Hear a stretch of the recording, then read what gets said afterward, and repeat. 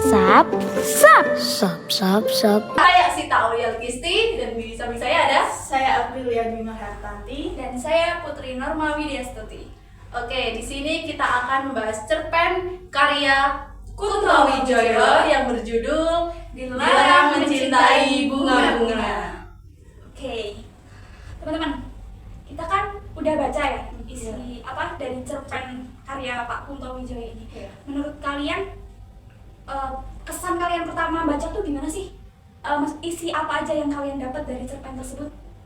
Oke, kalau dari aku ya dilihat dari sudut pandang yang anak, dia itu merasa kayak terkungkang oleh seorang ayahnya yang menuntut menjadi seorang kayak bener-bener laki-laki gitu loh, gitu. Dan dia kan lebih suka ke arah-arah yang suka bunga-bunga, lebih ke cewek. Jadi kayak ayahnya itu nggak mau kalau anaknya yang cowok itu kayak perempuan gitu. Kalau Mbak April gimana? Kalau aku sih, kalau kita lihat pada dasarnya ya, cerita ini kan menceritakan tentang seorang anak laki-laki yang menyukai bunga, namun ditentang oleh ayahnya yang memiliki persepsi bahwa bunga-bunga itu biasanya berkaitan dengan perempuan ya. Iya. Tapi kalau kita lihat lebih mendalam lagi, itu bisa jadi menceritakan tentang patriarki, di mana ayahnya itu lebih dominan di dalam keluarga itu.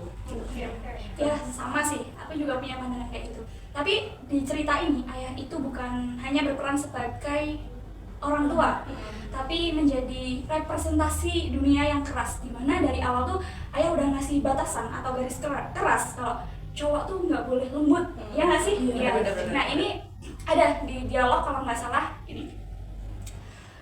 Laki-laki tidak butuh bunga, Buyung. Kalau kamu perempuan bolehlah. Kau laki-laki. Nah di sini cukup simpel ya, tapi dari perkataan sang ayah itu dapat membunuh secara perlahan sisi kelemah lembutan anak. Nah, dia cuma ingin mencium bunga, dia hanya ingin apa ya, menikmati suatu hal yang indah, tapi langsung dihakimi, langsung disuruh apa ya, disadarkan dengan label laki-laki tapi yang kaku ya. Ya kan? Tapi saya mau menanyakan ya, menurut kalian kan ibunya itu benar-benar nurut banget sama ayahnya kan. Nah, itu menurut kalian tuh apakah ada sebelumnya itu apakah ada kejadian yang dimana ibunya itu nggak mau kayak kekerasan lah? Soalnya tuh di cerpennya itu kayak diceritakan itu nggak langsung tiba-tiba di kayak isunya gitu loh. Anak laki-lakinya langsung kayak nggak boleh gitu kan, nggak boleh menyukai bunga. Kayak tidak dijelaskan Iya. kenapa ayahnya itu. Ya belakang ini nggak dijelaskan. Menurut kalian tuh kayak gimana? Kalau ibunya itu loh, apakah ada sih kayak kekerasan yang dialami ibunya yang diperlakukan oleh ayahnya si Buyung itu loh? Kalau menurut aku ya, ibunya itu kayak perannya sebagai penengah ya. Dia itu nggak berpihak kepada ayah, namun juga nggak berpihak kepada Buyung. Ibunya ini tuh kayak mengerti dari dua-duanya itu, dimana ayahnya itu kan meminta Buyung untuk tidak menyukai bunga-bunga. Tapi ibunya itu malah apa ya, kayak untuk memperbolehkan Buyung ini untuk menyukai bunga. Namun juga untuk ibunya ini bilang kalau kamu tuh harus nurut kepada ayahnya aja gitu. Iya. Jadi kayak menurut aku ibunya berperan sebagai penengah sih. Iya. Kalau aku ngambil dari sudut ayah ya, sudut ayah aku juga agak gimana ya, agak was-was lah sama anak. Kok dia gini gitu kan? Tidak selayaknya anak laki-laki. Tapi ya kembali lagi, laki-laki juga manusia, laki-laki juga butuh ketenangan, kelembutan, dan menurutku bunga itu diciptakan untuk manusia, bukan untuk wanita saja, ya kan? Jadi ya laki-laki boleh. Jadi nggak semuanya bunga itu perihal perempuan gitu ya. Oke, saya akan menanyakan menurut kalian nih, kan seorang kakeknya itu orangnya lemah lembut ya. Iya. Beda lagi dengan seorang ayahnya si Buyung nih, orangnya kan keras. Nah, menurut pendapat kalian itu gimana? Dari April dulu, gimana April? Oke, kalau aku tuh lebih setuju kepada si kakek ya. Tapi juga sebenarnya si ayah itu juga baik sih, Iya, kayak sebenarnya salah. iya, kayak menyarankan, maksudnya jangan terlalu ke apa ya, ke lemah lembut gitu ya. Dan kan kalau si kakek itu kan berpikir bahwa ketenangan jiwa itu kan penting ya, ketenangan batin. Dan menurut aku juga itu penting sih, kayak sebagai pedoman hidup ya, bahwa kan banyak ya di sekarang ini yang kayak misal orang kaya ataupun jabatan tinggi gitu kan, itu nggak semua orang tuh kayak bahagia gitu, pasti kan ada kayak kegelisahan atau mungkin masalah-masalah yang kita yang nggak tahu ya kayak gimana gitu. Dan ketenangan batin dan ketenangan jiwa ini kan kalau kita dapatkan di kehidupan kita sehari-hari kayak gini, itu kayak membuat kita lebih tenang gitu kalau kita menjalankan hidup kita gitu. Benar. Iya. Oke, Mbak Putri gimana? Kalau aku mau narik nih dari pembaca strukturalis. Nah, di dalam karya Pak Kunto Wijoyo ini menggunakan oposisi biner dalam membangun makna di ceritanya. Jadi penulis tuh nggak cuma memunculkan tokoh baik dan jahat.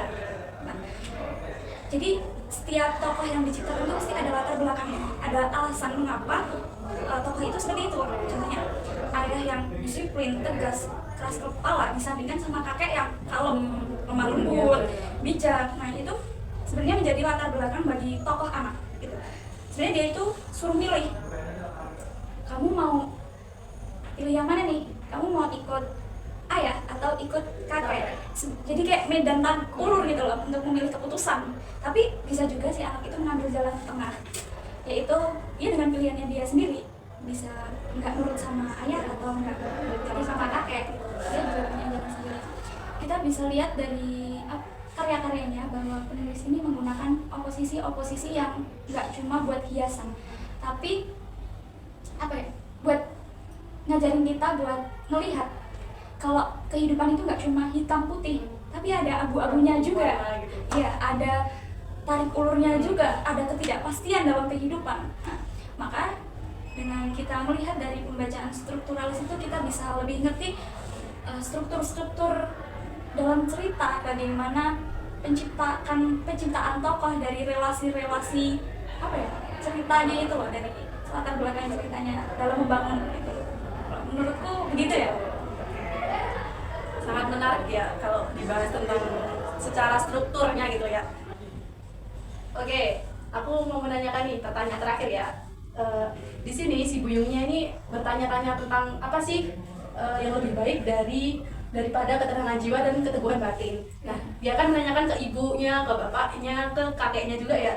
Nah, menurut kalian arti dari kata-kata tersebut itu apa sih? Oke, kalau menurut aku ya ketenangan jiwa dan Keteguhan batin. Iya, keteguhan batin ya. Itu seperti fondasi dalam hidup ya. Dalam dunia yang serba cepat dan penuh tuntutan ini, bisa punya hati yang tenang dan lebih seperti teguh pada nilai yang diyakini itu sangat penting. Banyak orang yang terlihat sukses di luar tapi rapuh di dalam gitu ya. Sakit. Iya. Jadi menurut aku tuh kayak memiliki keduanya itu lebih berharga daripada hal-hal yang kelihatannya wah atau hebat di mata orang lain tapi nggak bikin kita bahagia gitu. Ya, seperti kayak membahagiakan orang lain daripada dirinya sendiri gitu ya. Iya. Oke, Mbak Putri gimana tambahnya? Mungkin ini ya, tak banyak yang bisa menyaingi ketenangan jiwa dan keteguhan batin. Tapi kehadiran yang memahami tanpa menghakimi bisa jadi pendamping yang indah. Sebab kadang ketenangan itu tumbuh lebih kuat saat ada seseorang yang diam-diam menjaga dan memahami, bahkan saat dunia itu mulai berat banget. Sakit juga nih. Ya, jadi intinya kehadiran yang memahami tanpa menghakimi. Oke, saling menghargai gitu ya. Iya. Oke. Menghargai dan memahami. Siap.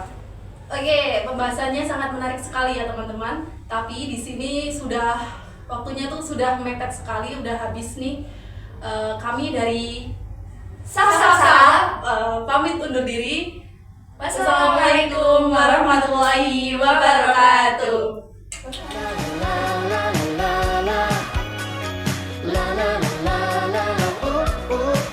Pandanglah awan di atas bintang-bintang, di sana